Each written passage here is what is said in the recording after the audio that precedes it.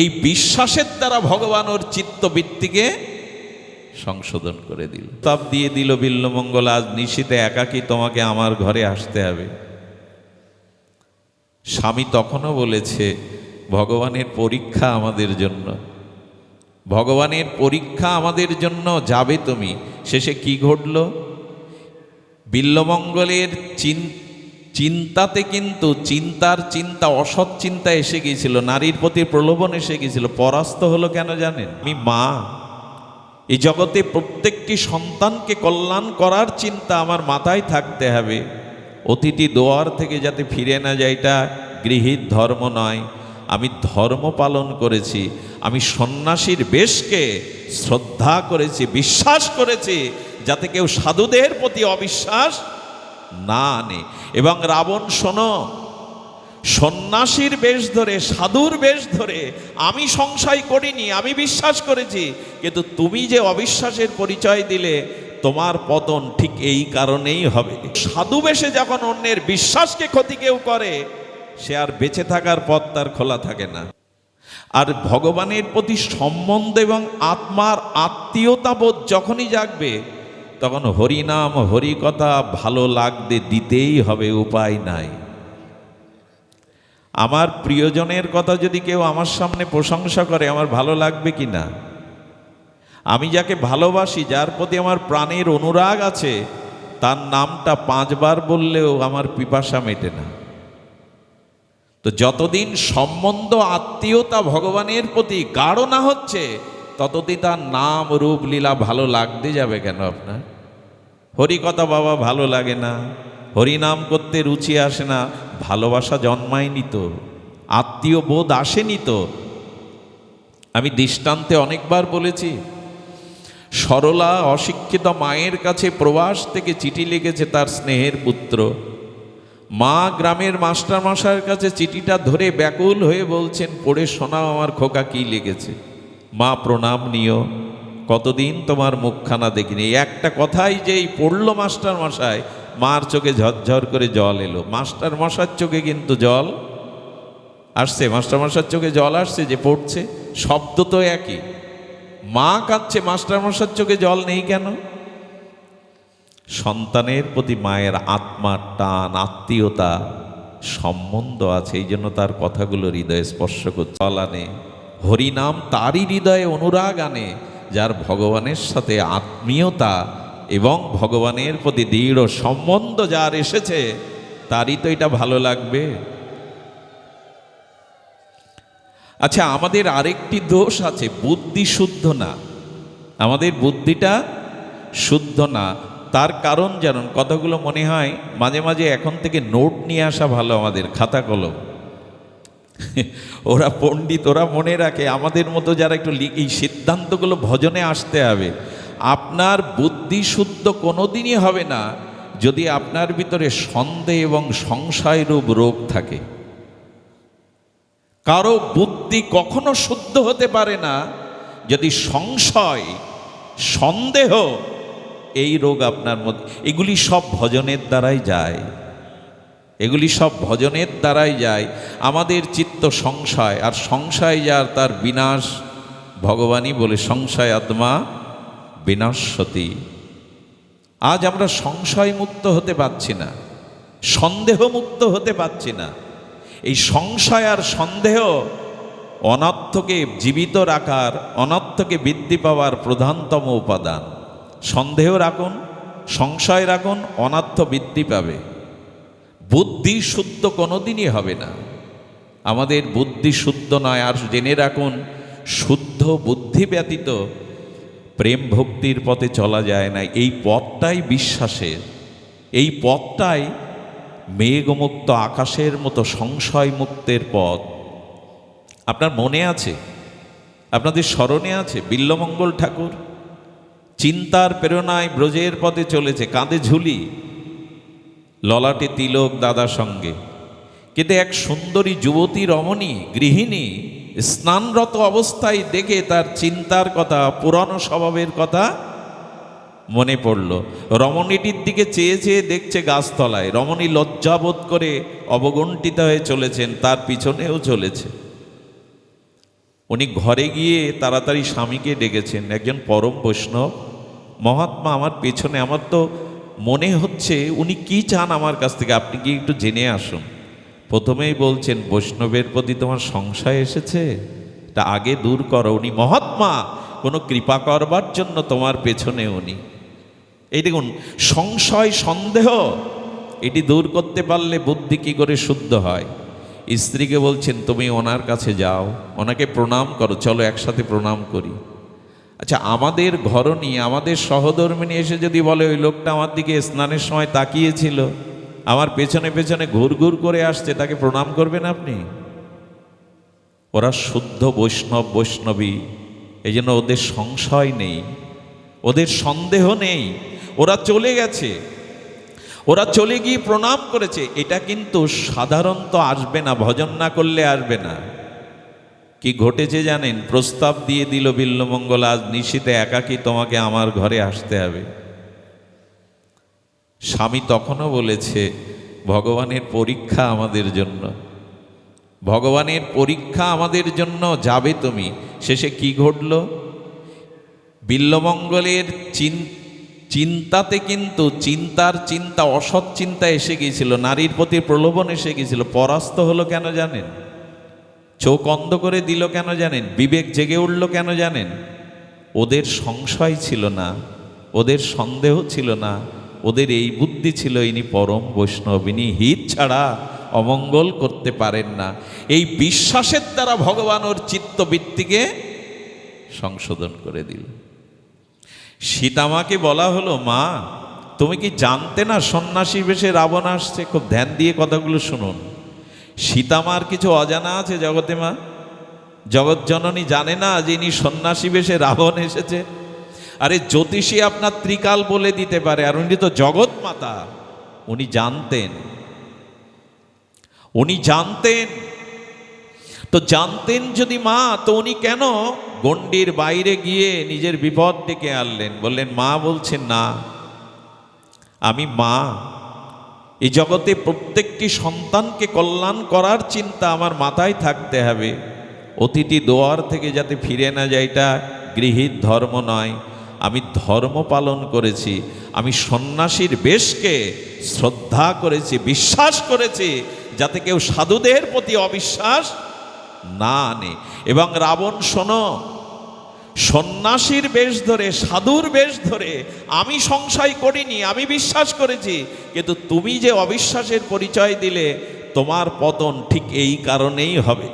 এতদিন তোমার পতন হয়নি, কিন্তু সাধু বেশে যখন অন্যের বিশ্বাসকে ক্ষতি কেউ করে, সে আর বেঁচে থাকার পথ তার খোলা থাকে না।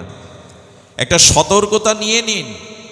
আপনি সাধু বেশ ধরে, বিশ্বাসীর বেশ ধরে যখন কারো ক্ষতি করবেন, এর কারণেই রামের দ্বারা রাবণ পতন হয়নি। সীতামা বলল, সাধু বেশ ধরে মানুষের বিশ্বাসকে ঠকানোর কারণে রাবণের এই পাপে পতন হয়েছে। রাম তো উপলক্ষ। আরে উদ্ধবকে জিজ্ঞাসা করছেন নন্দ বাবা, কংস, উদ্ধব যখন বলছেন আমাদের কানাই, ব্রজের কানাই কংস নিধন করেছেন, নন্দ বাবা হেসে বলছেন, না, কংস তার পাপেই মরেছে, কৃষ্ণ উপলক্ষ। সাধুদের প্রতি এত অত্যাচার করেছে, এই পাপেই সে মারা গেছে।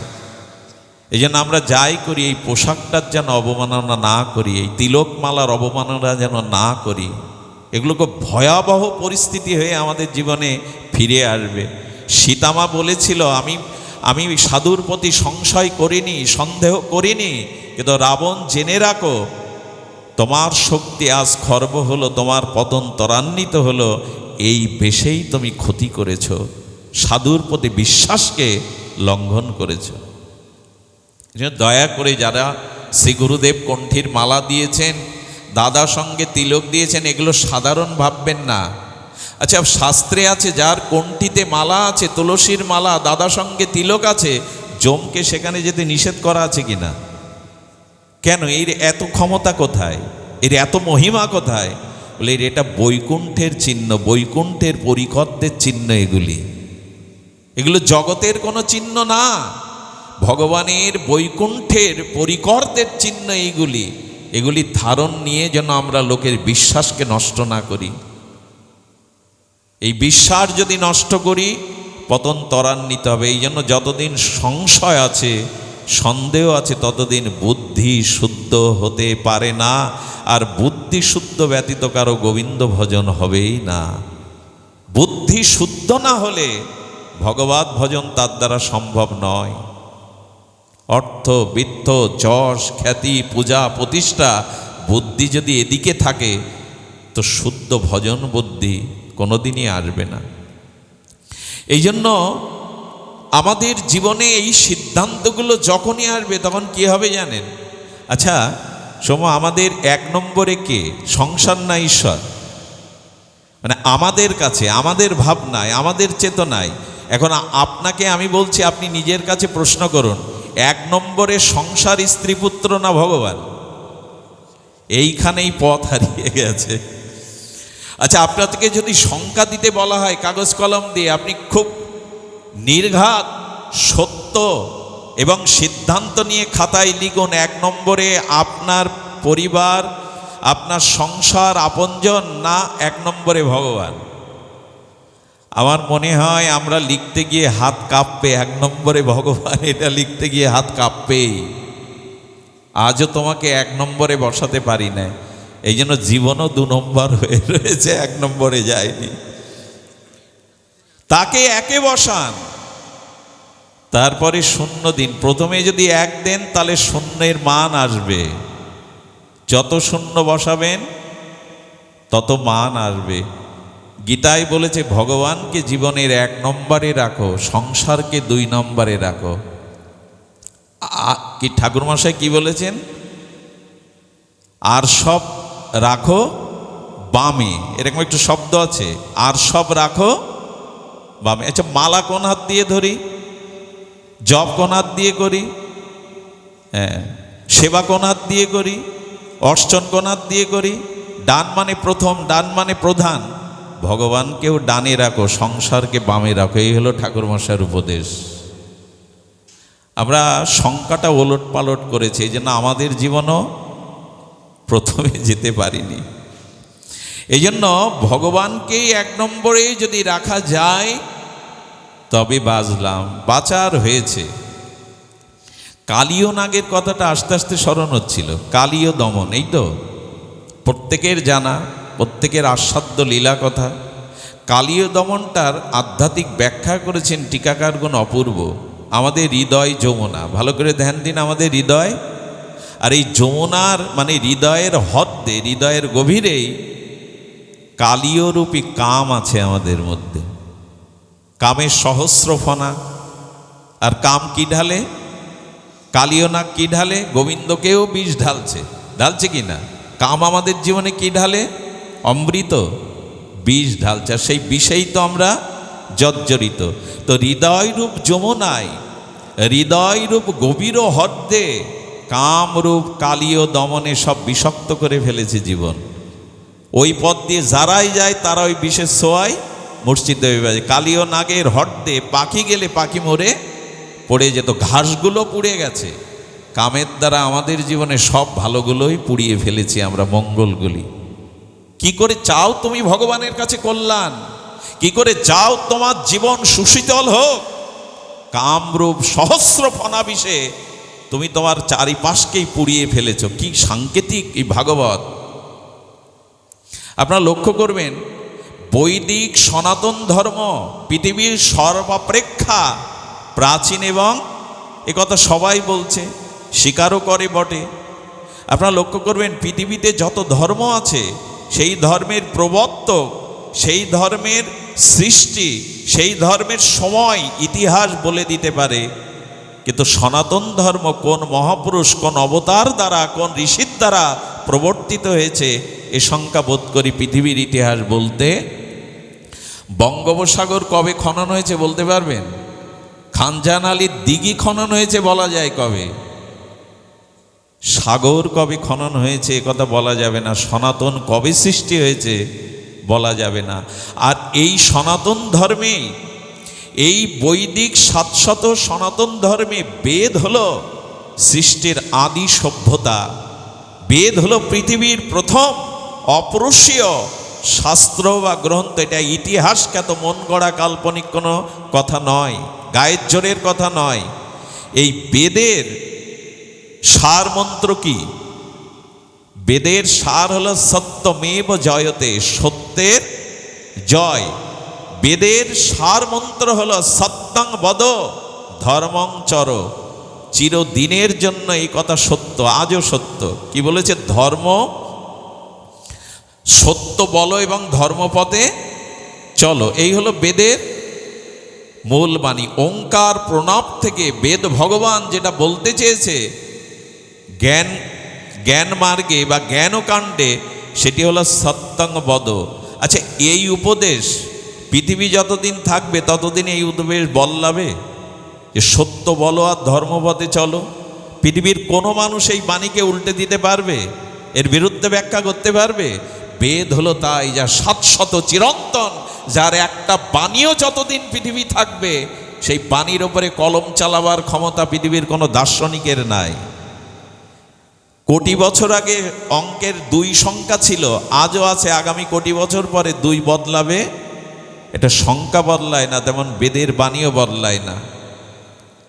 আচ্ছা, এই যে সত্য বলো বেদের বাণী বলল, কৃষ্ণদ্বৈপায়ন বেদব্যাস চিন্তা করলেন, না বেদের এই কথা যথাযথ রূপে বুঝতে পারবে না যদি শ্রুতি এবং স্মৃতিশাস্ত্র না আসে। তখন স্মৃতিশাস্ত্র এসে বললেন, পরিস্থিতি অনুযায়ী আবার মিথ্যাও সত্য হয়। আমাদের এই ধর্ম দেখুন, পরিবর্তিত পরিস্থিতিতে যুগ উপযোগী করে, এই জন্য বেদ একাই থাকতে পারত। শ্রুতি এবং স্মৃতি কেন এলো? স্মৃতি বলল কোনো কোনোখানে মিথ্যাটাও পরম সত্য হয়ে দেখা দিবে, এই জন্য স্মৃতি। জীবন বাঁচানোর জন্য যে মিথ্যা, সে মিথ্যা মিথ্যা। তাহলে বেদের বাণীর সম্পূর্ণতা শ্রুতি থেকে স্মৃতিতে এলো। আচ্ছা, বেদে যে বলছে সত্য বলো, এর দৃষ্টান্তের জন্য পুরাণ সৃষ্টি করতে হলো 18 খানা। কারণ ওই বাণীর চরিত্রায়ন রূপায়ণ রাজা হরিশ্চন্দ্র করে দেখালো যে সত্যের জন্য কি করা যায়। নিজের স্ত্রীকেও বিক্রি করে দেওয়া যায়, নিজে চণ্ডাল হওয়া যায়, তবু সত্যকে ত্যাগ করা যায় না। তো বেদ ভগবান থেকে, শ্রুতি স্মৃতি থেকে পুরাণটা জানাচ্ছে চরিত্রগুলো। আর এই 18 পুরাণের মধ্যে পুরাণ চক্রবর্তী সম্রাট ভাগবত, সেই ভাগবত কি বলছেন? সেই ভাগবত ধর্মই আমাদের মহাপ্রভু দিতে এসেছিলেন। সেই ভাগবতের প্রতিপাদ্য বিষয়কে মহাপ্রভু স্থাপন করতে এসেছিলেন, আমাদের জানাতে এসেছিলেন তিনি। সেই ভাগবতের বিষয়ে এই কালীয় নাগের দমনে বলছেন, এই জন্য বেদান্ত সার হলো অমল পুরাণ ভাগবত। তাতে কি বললেন? তোমার হৃদয় যমুনায়, হৃদয় গভীরে হদ্রে, হৃদয়ের গভীরে এখানে কালীয় নাগ আছে, সেই কালীয় নাগের কামময় বিষে তুমি সব। আচ্ছা, ওখানে দেখবেন ওই কালীয় হ্রদের কালিন্দির তীরে কি বৃক্ষ ছিল যেটা পুড়ে যায়নি? কদম্ব বৃক্ষ। সব পুড়ে গেল, পাখি উড়ে গেলে। একদিন কৃষ্ণের সখারাও ওই জল পান করে তারাও মৃত্যুবরণ করলো, গাভীগুলোও মৃত্যুবরণ করলো। কদম্ব বৃক্ষটা কেন ওখানে মরেনি, পড়েনি? ভাগবত কি সিদ্ধান্ত দিচ্ছে দেখুন। আপনি এই কথাটি একটু হৃদয়ে লিখে নিন। সব পুড়ে ছারকার হয়ে গেছে, বিষবাষ্পে সকারাও ওই জলপান করে, গাভীগুলো জলপান করে মরেছে, কিন্তু একটি কদম্ব বৃক্ষ পত্র পুষ্প ফলে সেখানে জীবিত রয়েছে। এর কারণ কি জানেন? এর কারণ হলো একদিন ভক্ত গরুর অমৃত নিয়ে ওই বৃক্ষে অমৃত আর ভক্তের চরণামৃত ওইখানে রেখেছিল। অর্থাৎ কাম তাকে শেষ করতে পারবে না যেখানে ভক্তের চরণামৃত আর ভক্তমুখে ভগবানের কথামৃত যেখানে আছে সেখানে পড়বে না। আহা, কি সিদ্ধান্ত! যেখানে ভক্তের চরণামৃত আছে আর ভক্তের মুখে, কারণ ভক্ত যেখানেই বসবে সেখানে কি নিশ্চুপ থাকবে? ভগবানের গুণমহিমা কীর্তন করবে। গরুর তার চরণামৃত এবং কথামৃত দিয়ে ওই বৃক্ষটাও অমর হয়ে গেল, যেন ওখানে কোনো বিষে তাকে পোড়াতে। এই যে এখন আমরা গোবিন্দের চরণেই আছি, ভাগবতজির চরণে আছে আর হরিকথা শুনছি, এই জন্য আমাদের মধ্যে এখন বিষ আসছে না, কাম আসছে না, বাসনা আসছে না। এটাই তো প্রমাণ করে কামকে জয় করার একটাই মন্ত্র, সাধুর চরণামৃত, হরি কথামৃত। এছাড়া এই জয় করবার অন্য কোনো উপায় নেই, অন্য কোনো উপায় থাকতে পারে না। এজন্য কালীয় নাগের, এবং এটাও যেখানে ভক্তের চরণ দোলে, আচ্ছা গোবিন্দ ঝাঁপ দিলেন কালিন্দীতে, ঝাঁপ দেবেন কি করে? ওই গাছটাকেই অবলম্বন করেছিলেন। যেহেতু ভক্ত অমৃত রেখে গেছে, গোবিন্দ উঠবেন বলে গাছটা আজও অমর হয়ে আছে। এই হলো কালীয় নাগ, কাম জয় করার উপায়। উপায়টা কি? গোবিন্দ যদি স্মরণে আসে, গোবিন্দ যদি মননে আসে, তবে গোবিন্দের চরণেই, তার চরণ কৃপাতেই কেবল, গোবিন্দ চরণ কৃপাতেই কেবল কাম দূরীভূত হতে পারে। কিছু মনে করবেন না, ব্রহ্মাও জগৎকে দেখালেন আমি কাম জয় করতে, ইন্দ্র দেখালেন আমি পারিনি, মুনি ঋষিরাও পারিনি, এমনকি ভগবান শিবকেও কাম ক্রোধান্বিত করল, প্রভাব ফেলতে পেরেছিল। কামের দ্বারা উদ্দীপ্ত হয়নি ভগবান শঙ্কর, হতে পারে না, কিন্তু ক্রোধ এসেছিল, এই জন্য তো পোড়ালো কামকে। ক্রোধ আসাটাও একটা লক্ষণ, সমাধিভঙ্গ হয়ে গেল। সেই কামকে জয় করবার জন্য মহাপ্রভু যুগল উপাসনা দিয়েছিলেন। এই কাম জয় সেদিনই হবে যেদিন আপনি রাধারানী বা সখীর আনুগত্যে, আচ্ছা কাম আসে কেন জানেন? খুব মার্মিক কথা, ধ্যান দিয়ে শুনতে হবে। দার্শনিকরা চরম বিচার করেছেন কামের সৃষ্টি হলো কবে। কামের সৃষ্টি হলো যেদিন নারী এবং পুরুষ সৃষ্টি হলো। কামের স্থান সেখানেই যেখানে প্রকৃতি এবং পুরুষ। তো এই জন্য যখনই পুরুষ অভিমান থাকবে আমি পুরুষ, আর যখনই এই অভিমান থাকবে আমি নারী, এই অভিশাপ যাবে না। এটা ব্রহ্মারও যাবে না, দেবতারও যাবে না। অভিশাপ মুক্তির একটাই উপায়, পুরুষ একমাত্র গোবিন্দ, আমরা সকলে রমণী, আমরা সকলে প্রকৃতি, এই অনুভব হলেই কেবল কাম যাবে। এই জন্য তো মঞ্জুরি ভাব সাধনা। ব্রজের বাবারা ঘোমটা দেবে কেন, নাচবে কেন? আরে প্রকৃতি ভাব আনার চেষ্টা করছে তারা, কারণ প্রকৃতিতে কামনার উদ্বেগ হয় না। এ বড় মার্মিক কথা। এই জন্য গোবিন্দ বলছেন কাম জয়ের একটাই মন্ত্র, সেই মন্ত্র হল যুগলের উপাসনা। শ্রীধাম বৃন্দাবন যুগল ভজন ধন মোহে করালো উপদেশ, আরাধ্য ভগবান ব্রজেশ তনয় স্তদ্ধামং শ্রী বৃন্দাবনং। এই তো মহাপ্রভু কেন যুগল উপাসনা, শ্রী গুরুদেব কেন যুগল উপাসনা করবেন? কারণ কৃষ্ণ ভুবন মোহন, রাধারানী বামে না থাকলে মদন মোহন কোনো কালেই কৃষ্ণ হতে পারবে না। কৃষ্ণ ভুবন মোহন হতে পারে, মদন মোহন রাধারানী ছাড়া হওয়া সম্ভব নয়। এই জন্য যুগল উপাসনাতেই এটি যাবে। তো কাম জয়ের মন্ত্র কি করলেন? আচ্ছা চিন্তা করুন তো, যিনি কাম, তার মাথাতে কেন গোবিন্দ চরণ চিহ্ন এঁকে দিলেন?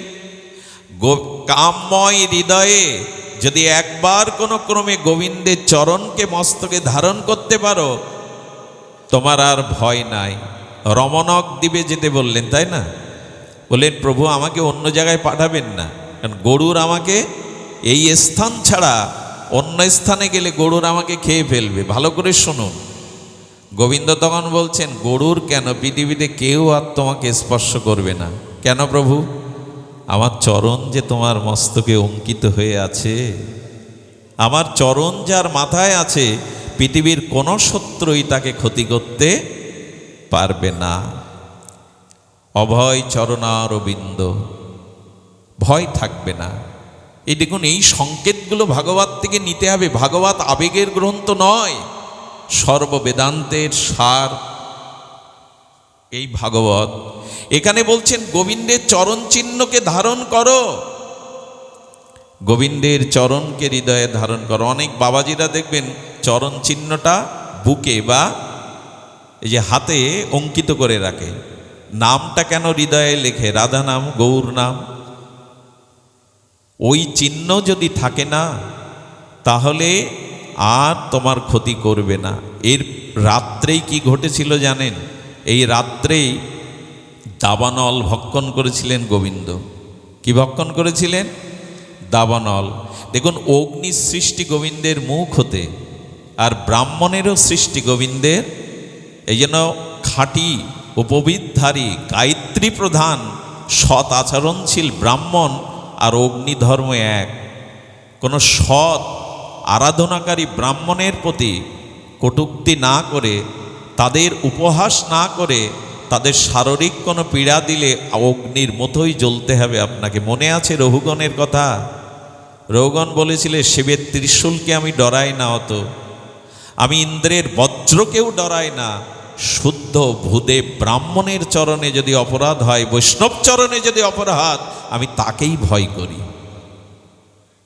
এই জন্য শাস্ত্রে বারবার বলেছেন, শাস্ত্রে বারবার বলেছেন অগ্নি আর সৎ ব্রাহ্মণ, আমি কিন্তু বারবার জুড়ে দিচ্ছি শব্দটা, উপবিদধারী সৎ ব্রাহ্মণ যিনি আচরণশীল, দান দক্ষিণা দয়া অধ্যয়ন অধ্যাপনা এইসব গুণগুলি, সাহাধ্যায় এইসব গুণগুলি যার মধ্যে বিরাজিত, আচরণশীল, সেই বৈষ্ণব এবং ব্রাহ্মণেরা ভগবানের মুখ থেকে উৎপত্তি।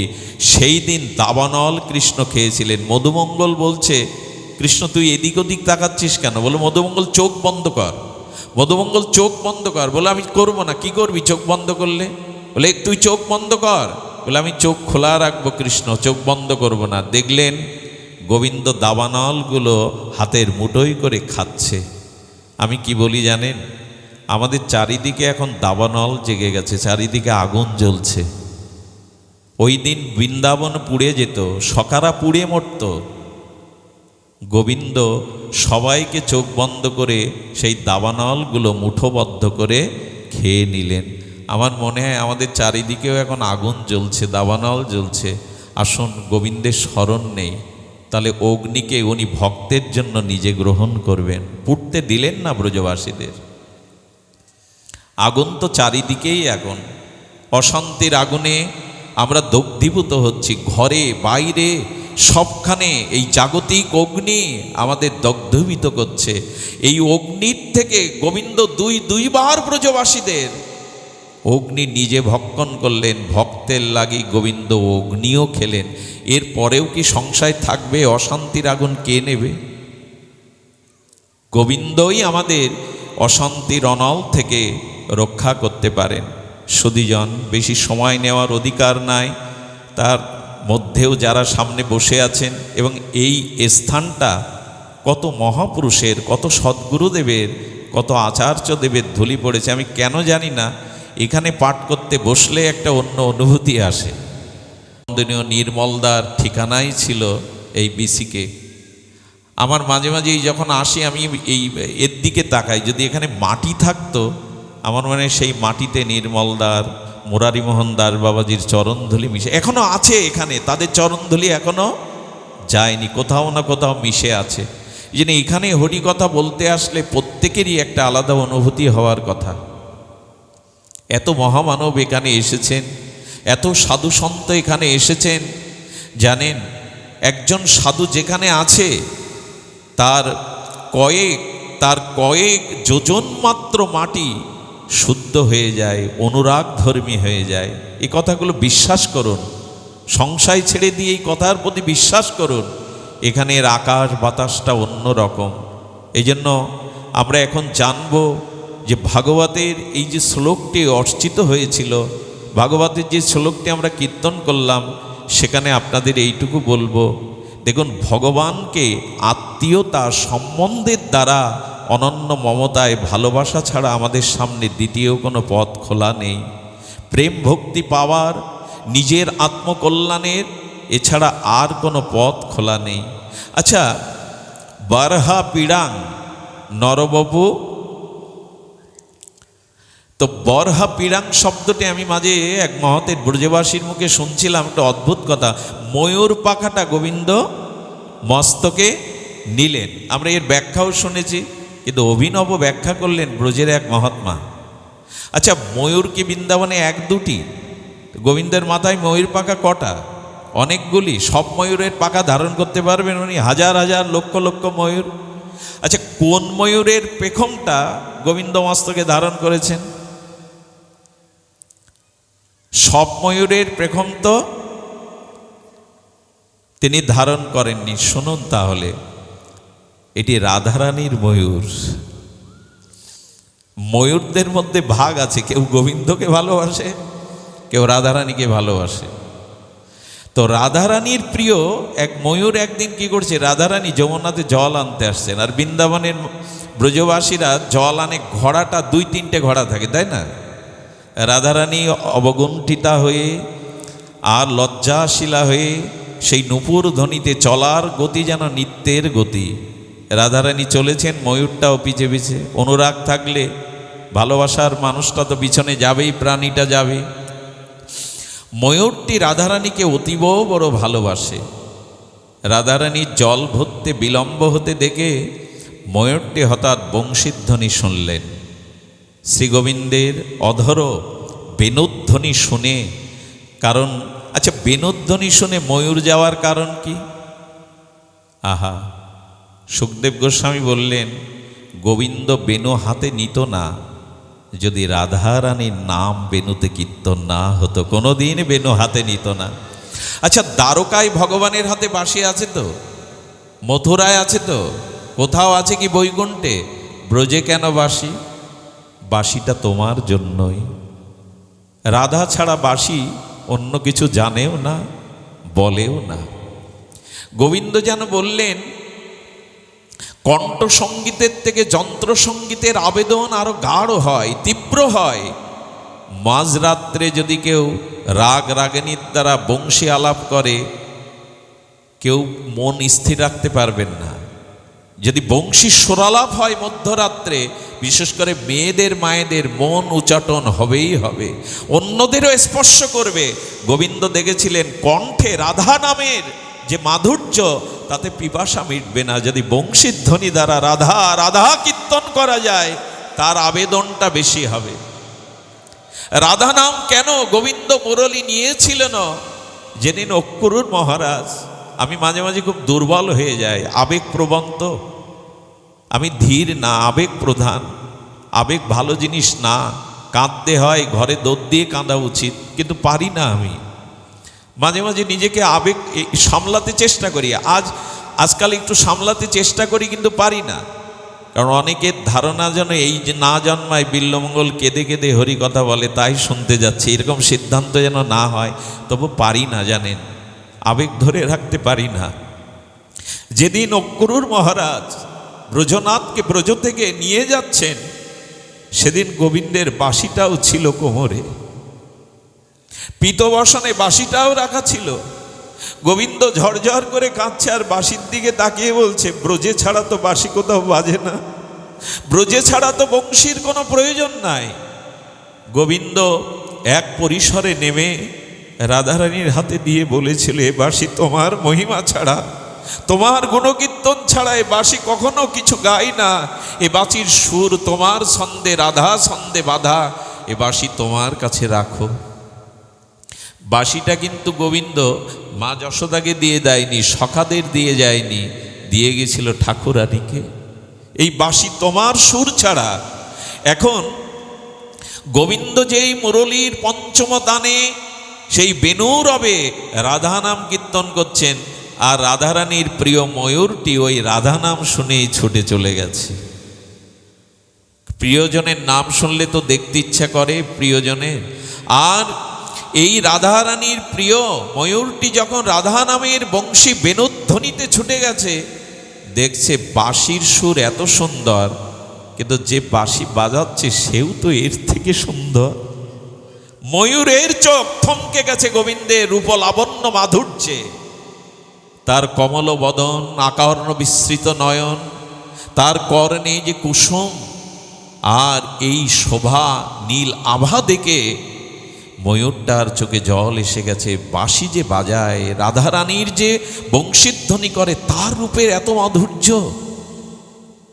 সেই মাধুর্যে ময়ূরটা তখন কি করেছে, নাচতে শুরু করে বাঁশির সাজে, বাঁশির সুরে নাচতে শুরু করেছে। ওই ময়ূর যখন নৃত্য করছে, তার নৃত্যের ছন্দে আর বাঁশির সুর লহরীতে গোবিন্দ চোখ খুলে দেখে ময়ূর নৃত্য করছে। এই ময়ূর নৃত্য করছে রাধারামে, গোবিন্দ বুঝে নিলেন এটা রাধারানীর কোনো প্রিয় ময়ূর। গোবিন্দ মনে মনে করেছে তার প্রিয় ময়ূর যখন এসেছে, তখন প্রিয়াজি নিশ্চয়ই এসেছে আশেপাশে। ময়ূরকে যদি আমি অনুসরণ করি, প্রেমময়ীকে আমি পাবই পাবো। গোবিন্দ ব্যাকুল হয়ে আর সেই ময়ূরের পেছনে ছুটছে। ছুটতে ছুটতে ছুটতে ছুটতে যমুনা পুলিনে গেলেন। যমুনা পুলিনে গিয়ে ময়ূর যখন রাধারানীর সামনে দাঁড়িয়েছে, রাধারানী সেই জড়ের ঘোড়াগুলো পূর্ণ করে যখন উঠেছে, সম্মুখে জ্যোতির্ময় মূর্তি দেখে রাধারানী যেই ঘোমটাটা চোখের সামনে থেকে সরিয়েছে, সেই চিরসুন্দর চিরমনোহর ত্রিভঙ্গ ঠাম অরিন্দম ভগবানের মাধুর্য দর্শন করার সাথে সাথে রাধারানীর অঙ্গ পুলকিত হয়ে কাঁপতে কাঁপতে ঘোড়াগুলো সব পড়ে গেল। আর পড়ল কি করে জানেন? সেই ঘোড়ার জলগুলো রাধারানীর বসনটাকে, অঙ্গটাকে ভিজিয়ে দিল। আর রাধারানীর অবগুণ্ঠিতা জলে সিক্ত বসন এবং রাধারানীর মহিমা দর্শন করে গোবিন্দ বলল, আমাকেও মোহনী করতে পারে এমন কেউ আছে?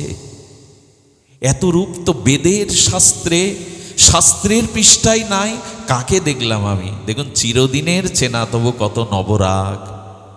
ভালোবাসার মানুষকে একবার দেখলে মনে হয়, 100 বছর পরে দেখলে মনে হয় প্রথম দর্শন করছি, প্রথম দেখছি। এর নাম অনুরাগ, এর নাম প্রীতি, এর নাম পূর্বরাগ। রাধারানীকে দর্শন করে গোবিন্দ এত প্রীত হলেন, সেই প্রীত হয়ে রাধারানী লজ্জিত হয়ে আর চোখ ফোরাতে পারছেন না। পরমানন্দের রসব্রহ্মের রসিকেন্দ্র মৌলিকে দেখে অদ্ভুতভাবে, আর ময়ূরটা এই 4 চোখ 2 চোখ হওয়ায় উনি আনন্দে নৃত্য করতে লাগলেন। আজ আমার প্রিয় প্রীতম একে অপরকে দেখে আনন্দ পাচ্ছে। ময়ূরের আনন্দ হলো যুগল দেখে, আমার হলো না। ময়ূর নৃত্য করলো যুগলের এই পরম আবেশ দেখে। শুধু আমি একটা কথা বলি, মন্দিরে গিয়ে বিগ্রহের সামনে কেউ চোখ বন্ধ করবেন না। আমাদের কিছু মানুষ আছে দেখবেন, বিগ্রহ দেখতে গিয়ে চোখ বন্ধ করতে হয়। ওটা দেখে এসে ঘরের মধ্যে এসে ওই মূর্তি দর্শনের জন্য হৃদয়ে চোখ বন্ধ করুন, ভগবানের সামনে চোখ খোলা রাখবেন। এই চোখটা পেয়েছি তো ওই অপরূপ রূপ দর্শনের জন্য। মন্দিরে গিয়ে প্রাণ ভরে বিগ্রহকে দেখবেন। আমি আজও দেখেছি, ব্রজের অনেক মহাত্মা প্রতিদিনই দেখেন গোবিন্দ গোপীনাথ যারা দেখেন, বিশেষ করে জয়পুরে গোবিন্দজির দর্শনে আমি কি বলবো, আমার ভাগ্য হয়েছিল। আমি সেদিন মাথা নিচু করে চলে এসেছিলাম, একটা বাচ্চা চকলেট নিয়ে গোবিন্দজিকে বলছে, নাও লালা নাও। আরতির সময় এরকম ভঙ্গি, কেউ হাততালি দিচ্ছে, গোপাল গোবিন্দজি এরকম হাততালি দিচ্ছে, কেউ খোল তুলছে, কেউ কীর্তন করছে, কেউ নাচছে। দেখছে সাক্ষাৎ ভগবান সম্মুখে থাকলে যে অনুভূতি হয়, 15,000 লোকের একই সাথে এই অনুভূতি হচ্ছে। কেউ কীর্তন, কেউ গান, কেউ সঙ্গীত, আর অপলক নয়নে তাদের পলক যেন ওখানে থেমে গেছে, অনিমেষ নয়নে দেখছে। মন্দিরে বিগ্রহ দর্শনে কেউ চোখ বন্ধ করবেন না, ওইখানে প্রাণ ভরে হৃদয়ে দেখে বাড়ি এসে ধ্যানের মূর্তির জন্য চোখ বন্ধ করবেন। এই নয়নের শোভা, এই নয়নের সার্থকতা ওই রূপ দর্শনের। মরি মরি ওই অপরূপ রূপ দর্শনের জন্য এই চোখ জগতের অন্য কিছু দর্শনের জন্য গৌণ, ভগবানকে ভক্তকে দর্শনে। এই জন্য নলকূপের মণিগ্রীব বলেছিল, হাত তোমার সেবায় লাগুক, ভক্ত সেবায় লাগুক, কান তোমার অমৃত গুণকথা কৃষ্ণ রসায়ন কথা শুনুক, মস্তক তোমার ভক্ত চরণে তোমার চরণে নত হোক, পা সাধু সঙ্গে হরিকথার ভজনস্থলিতে থামে যাক। সব কিছু বলতে বলতে জিহ্বা তোমার গুণকীর্তন ভক্তের মহিমা গুণকীর্তন করুক। কিন্তু চোখের বেলায় বললেন, চোখ যেন ভক্ত সাধু দর্শন করে। কিন্তু চোখের বেলায় কেন? বলে হ্যাঁ, সাধুকে দর্শন করো, সাধুকে দর্শন করলেই ভগবানকে দর্শনের পিপাসা লেগে যাবে। কারণ দৃষ্টির একটা ক্ষমতা আছে, দৃষ্টি দিলে না, দৃষ্টির মধ্যে অনেক কিছু বিনিময় হয়ে যায়, ভাব বিনিময় হয়ে যায়। এই জন্য ভগবানকে আমাদের বাকি বিহারীকেও বলা আছে, আরে বাকি বিহারী একদিন পূজারী, তখন এই ঝলক দর্শন হতো না। বাকি বিহারীকে এক মা দর্শন করছেন, কাঁদতে কাঁদতে নয়নের মধ্যে বসিয়ে নিয়েছেন। পূজারী ফিরে দেখে বাকি বিহারী আর নাই বেদিতে। আরে কোথায় গেল বাকি বিহারী, কোথায় গেল ঠাকুর, বাঁকা ঠাকুর?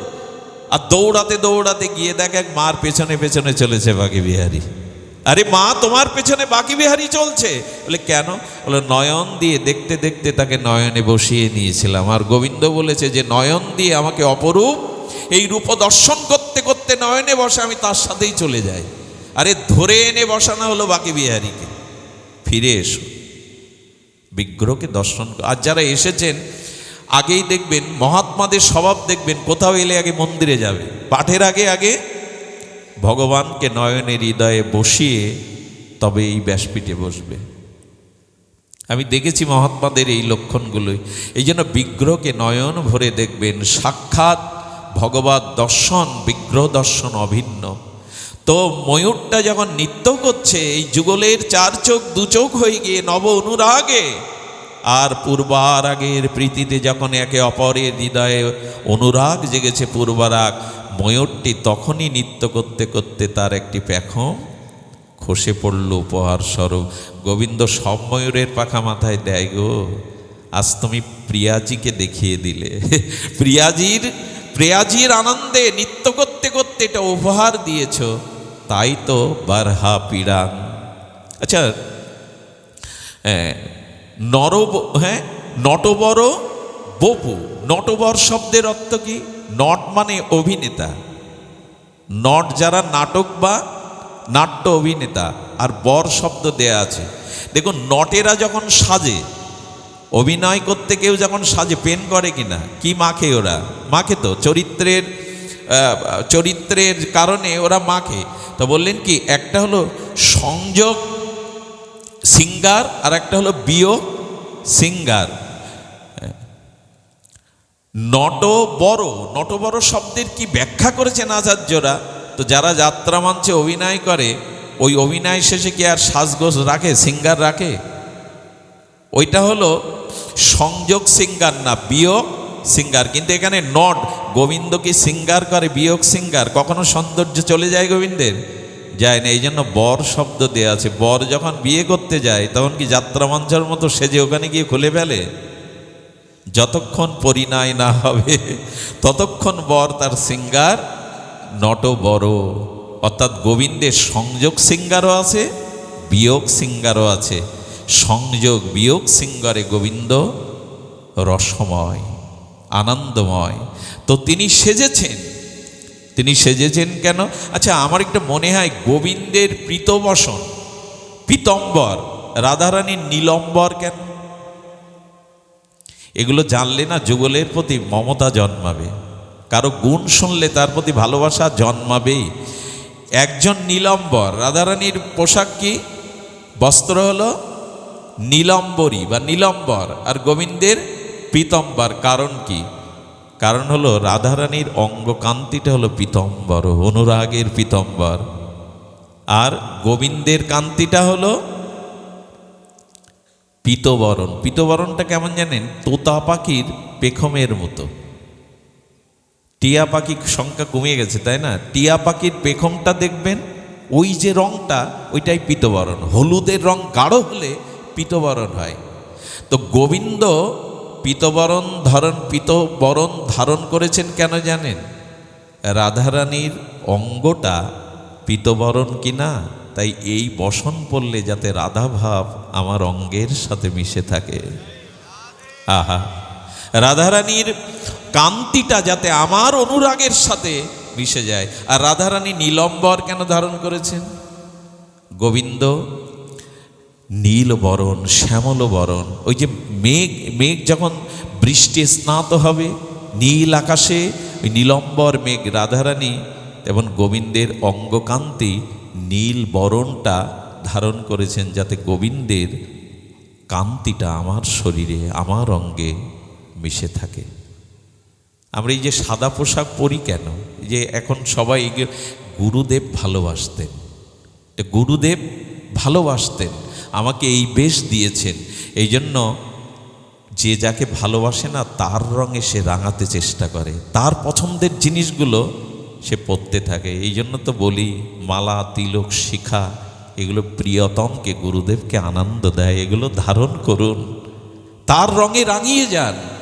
তার রঙে রাঙিয়ে গেলেই এ জীবন রঙিন হয়ে উঠবে। সময় নেওয়ার অধিকার নেই, তবু লোভ হচ্ছে একটি লীলার। সেটি হলো আমাদের প্রয়াত সুবল কৃষ্ণ এই মহাশয়, বৈষ্ণব কুলতিলক, দানবীর নামে যিনি প্রখ্যাত হয়েছিলেন। অগণিত তার সেবা, অগণিত তার হাতের অনুদানের মন্দির। আজ বেনাপোল পাটবাড়ি শুধু নয়, ঝাউডাঙ্গা মন্দির শুধু নয়, বাংলাদেশের বহু স্থানে তার দানের অবদানের এই মহিমা, এটির একটি কারণ তার জীবনে, মায়ের জীবনে, এই পরিবারের জীবনে সবথেকে বড় অনুরাগের মূল কারণ হলো গুরু ভক্তি। এই জায়গাটা যদি নড়বড় হয় তাহলে সব শেষ। কারো কারো জীবনে প্রগতির ভজন থেমে যায় কেন জানেন? যত গুরুনিষ্ঠা কমতে থাকবে, যত গুরুর প্রতি প্রগাঢ় অনুরাগ কমতে থাকবে, তত বেশি আমাদের ভজনও কমতে থাকবে। তার ছোট্ট একটা দৃষ্টান্ত দেই আপনাদের। গৌরীলাল কুণ্ডকে একটু স্মরণ করায়। কুণ্ডের নামটা স্মরণ রাখুন, যদি ব্রজমণ্ডলে যান গৌরীলাল কুণ্ডে যাবেন। ওই কুণ্ডটা মাঝে মাঝে লাল রং ধারণ করে, আবার গৌর রং ধারণ করে। সবাই দেখতে পায় না, মহতেরা দেখতে পায়, কারণ ওই কুণ্ডতে মাঝে মাঝে রাধারানীর অঙ্গকান্তিটা কি হয়, গৌরী রং আকার ধারণ করে। মাঝে মাঝে আমার লালাজির অর্থাৎ গোবিন্দের রং ধারণ করে। যেমন রাধা কুণ্ডে মাঝে মাঝে দেখবেন রং বদলায়। এটি কিন্তু আজও সত্য। আমি রাধাকুণ্ডের প্রাকট্য তিথিতে একবার কুণ্ডে ছিলাম, দেখলাম সপ্ত সমুদ্রের জল, দুধ উঠছে, নীল জল উঠছে, সমুদ্রের জল উঠছে। এমনকি দশহরার দিনে নির্মল রাধাকুণ্ডের জল গঙ্গা জলে, ঘোলা জলে রূপান্তরিত হয়ে যায়। এটা আজও সত্য, এটা আজও সত্য। যারা ওখানে শ্রীগুরু মহিমায়, রাধারানীর কৃপায় রাধাকুণ্ডে এই রসময়ী এই বিগ্রহ দেখেছেন, আজও এটা হয়। হবে না কেন? রাধারানী তো বিগলিত স্বরূপে সেখানে আছেন, রসস্বরূপে। তো গৌরীলাল কুণ্ডে, এই গৌরীলাল কুণ্ডে ছিলেন নরহরি দেব মহারাজ, বিদগ্ধ মহাপুরুষ। যুগল সেবার পরিপাটি তিনি জানতেন, যুগলকে সাক্ষাৎ দর্শনও করেছেন, সিদ্ধ মহাত্মা।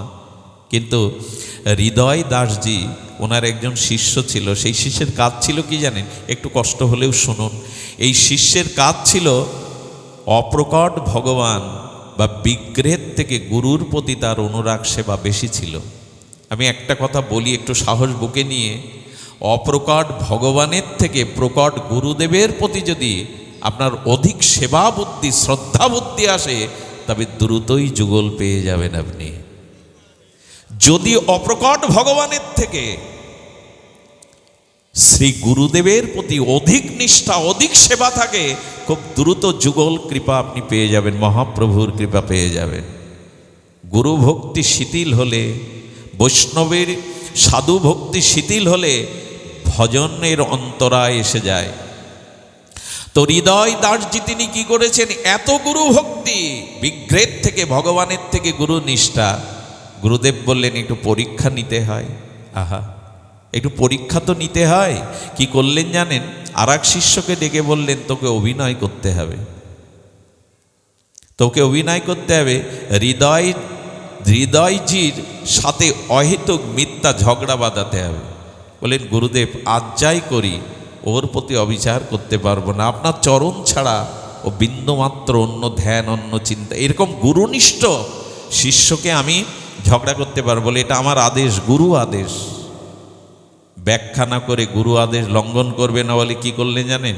ওনার আসনটা নিজে ফেলে দিয়ে এসে ঝগড়া বাঁধাতো, তুমি আমার আসন ফেলে দিয়েছো কেন? প্রসাদটা ছড়িয়ে দিয়ে বলছো প্রসাদটা ছড়িয়ে দিয়েছো কেন? এই করে বাঁধাতে থাকে। গুরুদেব একদিন ওই অভিনয়ের ঝগড়ার মধ্যে গিয়ে বললেন তোমার অনেক অত্যাচার আমি সহ্য করছি, আর না, আজই এই আশ্রম থেকে আমাকে ছেড়ে এখান থেকে বেরিয়ে যাও। আকস্মিক বজ্রপাতের মতো চরণে লুটিয়ে পড়লেন, পড়ে বললেন শ্রী গুরুদেব আমি বাঁচব না, জল থেকে মাছকে আলাদা করলে সে বাঁচবে না, ক্ষমা করে দিন। আচ্ছা, একবারও বললেন না আমার কোনো অপরাধ নাই। একটা জিনিস বলি, বৈষ্ণবত্ব ধরে রাখতে গেলে যে দোষগুলি আপনার জীবনে আসছে সেটা হাসি মুখে মেনে নিন। ভক্তি জগতে প্রতিবাদ নেই, জানেন? ভক্তিবাদে গামছা বেঁধে প্রতিবাদ ঝগড়া নেই, মেনে নিন। আচ্ছা, ভরত রামচন্দ্রের বনগমনে ভরতের কোনো দোষ ছিল বাবা? কিন্তু 14টা বছর চোখের জলে সেই দোষকে মাথায় পেতে নিল। মাকে বলছে, প্রজাদের বলছে, আমার কারণে প্রভু বনবাসে গেছে, সব দোষ আমার। মাকে গালি দিয়েছিল এই কারণে, মায়ের মন যেন রামের দিকে যায়, আমার দিকে না। যে যার জন্য রাজত্ব দিলাম সেই গালি দিচ্ছে। ভরত মাটির নিচে থাকতো, মাটি খুঁড়ে, কারণ প্রভু ভূমিতে থাকে, আমি অপরাধী। রাত 12টায় সরজুতে স্নান করতে যেত। আমি প্রভুকে আমার কারণে বনবাসে গেছে প্রভু, এই মুখ সাধুদের দেখালে তাদের ভজন নষ্ট হবে। সব দোষ নিল। সেই ভক্ত, যেই বৈষ্ণব যে নিজের কাঁধে দোষ তুলে নিতে পারে, অপরের প্রতি আঙুল তুলে কোমর বেঁধে ঝগড়া করে না। হরিদাস ঠাকুরের কি দোষ? কিন্তু সব দোষ মাথায় পেতে নিয়েছেন। হরিদাসকে প্রশ্ন করা হয়েছিল ফুলিয়ায়, 22 বাজারে বেত্রাঘাত, তোমার কি কর্মফল হরিদাস? তুমি কি অন্যায় করেছো যে 22 বাজারে লোকের সামনে তোমাকে রক্ত ঝরাবে? কি বলল জানেন? হাত জোড় করে বলল, আমি হিরণ্য গোবর্ধনের সবাই বৈষ্ণব নিন্দা শুনেছিলাম, নামের নিন্দা শুনেছিলাম, তাই এটা আমার পাওনা ছিল, এটা আমার প্রায়শ্চিত্ত ছিল। আচ্ছা, কোনো দোষ ছিল কিন্তু মেনে নিল। যত কলঙ্ক, যত কিছু আছে জীবনে, ঝগড়া বাঁধাতে ভক্তি জগতে ঝগড়ার স্থান নেই, মেনে নেওয়ার স্থান আছে। এই জন্য হৃদয় দাসজি মেনে নিয়ে গুরুর আজ্ঞা পালনের জন্য বৃন্দাবনে যমুনায় গিয়ে কাঁদতে লাগলো। রাত দিন কাঁদে, মনে মনে গুরুদেবকে স্মরণ করে, আমি তোমাকে ছাড়া বাঁচব না। কিন্তু ওই যমুনার এক ধোপা আর গৌরীলাল কুণ্ডের বাবাজির কাপড় ধোয়ার কাজ করতেন। কাপড় ধুয়ে গুরুদেবকে দিতেন। ওই কাপড়গুলো দেখে চিনতে পেরেছে তো গুরুদেবের কাপড়। একজন ধোপার চরণে গিয়ে পড়েছে, ওগো কৃপা করো, করুণা করো, এই কাপড় বিধৌতের কাজটা তুমি আমায় দাও। উনি 1 মাস ধরে কাপড়গুলো সযত্নে, বস্ত্রগুলো শোকেন, বুকে চেপে ধরেন। এটা গুরুদেবের অঙ্গের ভূষণ। চিন্তা করতে পারেন, আমাদের যদি কেউ ভেবে তাড়িয়ে দিত মিথ্যা বদনাম দিয়ে। বুকে কাপড় ধরে কাঁদেন, যত্ন করে ওর মাথায় দিয়ে বলেন, খবরদার বলবি না যে এই সেবাটা আমি করছি। আচ্ছা, সেবার কি ধর্ম জানেন? আজকে যাকে কাপড় কাচতে দিবেন, 15 দিন পরে দেখবেন প্রথম দিনের মতো সেবাটা ধীরে ধীরে সেবা কমে। তো গুরুদেব দেখছে ধীরে ধীরে কাপড়গুলো আরো সুন্দর, আরো উজ্জ্বল করে কে পাঠায় এত যত্ন করে। আচ্ছা, একই উনান, একই আগুন, একই তেল, একই দ্রব্য, দুইজনকে রান্না করতে দিলেন, একই পরিণাম, দুজনের রান্না এক হবে কি? কারণ কি? একই তেল, মশলা, উপচার, একই আগুন, দুজন রান্না করলো একই বস্তু, একসাথে হয় কি? হয় না। কারণ যে রান্না করছে তার ভাবটা ওই ক্রিয়ার মধ্যে সঞ্চারিত হয়।